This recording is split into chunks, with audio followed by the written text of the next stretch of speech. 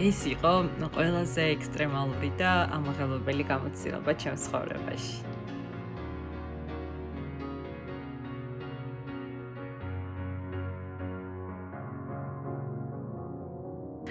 იცით, სულ ფიქრობდი, რომ გადახტომისას, აი ბოლო წამებში რაღაცას გავაფუჭებდი და გადავიფიქრებდი, მაგრამ არა, გამომივიდა.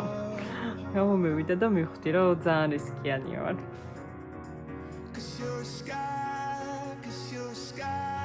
და ამ გარისკვით ვფიქრობ, რომ კიდევ ერთხელ სიცოცხლე უფრო მეტად შევიგრძენი. მიყვარს ყველა კადრი და ემოცია ამ დღის, რომელიც ალბათ მთელი ცხოვრება გავყვება.